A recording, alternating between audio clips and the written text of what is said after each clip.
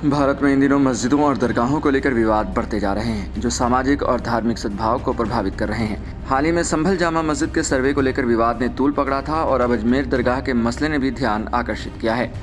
इन घटनाओं से लोग अभी उबर भी नहीं पाए थे कि कर्नाटक से एक नया विवाद सामने आ गया है।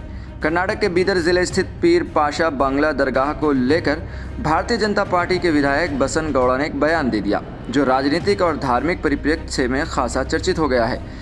बसन गौड़ा ने कहा कि जब तक अनुभू मंडपम फिर से अपनी पुरानी स्थिति में नहीं स्थापित हो जाता, तब तक हमारा आंदोलन जारी रहेगा। विधायक का दावा है कि जिस स्थान पर पीर पाशा बांग्ला दरगाह स्थित है, वहां पहले एक ऐतिहासिक अनुभू मंडपम था, जिसका धार्मिक और सामाजिक महत्व था। उन्होंने प्रधानमंत्री नरेंद्र मोदी के भाषण का हवाला देते हुए कहा कि प्रधानमंत्री ने नए संसद भवन के उद्घाटन के दौरान अनुभू मंडपम का भी उल्लेख किया था और इसे दुनिया की पहली संसद के रूप में रेखांकित किया था।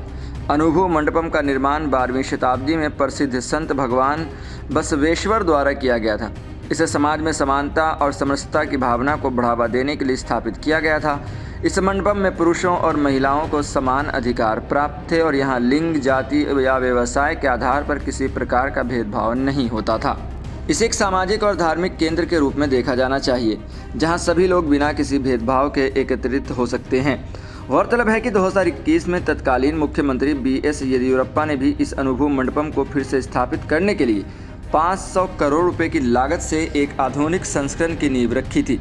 इस नए अनुभू मंडपम का निर्माण 7.5 एकड़ भूमि पर किया जा रहा है और इसमें 6 मंजिला भवन, अत्याधुनिक तकनीक, robot system, open air theatre, जल संरक्षण प्रणाली, पुस्तकालय, अनुसंधान केंद्र, प्रार्थना कक्ष और योग केंद्र जैसी सुविधाएं शामिल होंगी।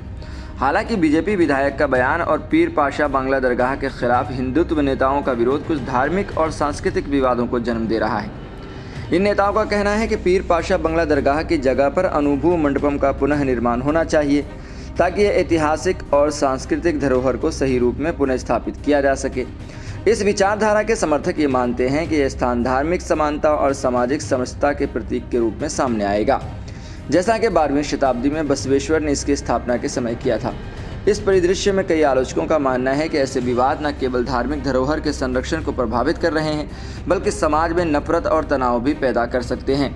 दरगाह और अनुभू मंडपम जैसे स्थानों के प्रति विभिन्न समुदायों की अलग अलग भावनाएं और धार्मिक आस्थाएं इस प्रकार के विवादों को और बढ़ावा देती हैं।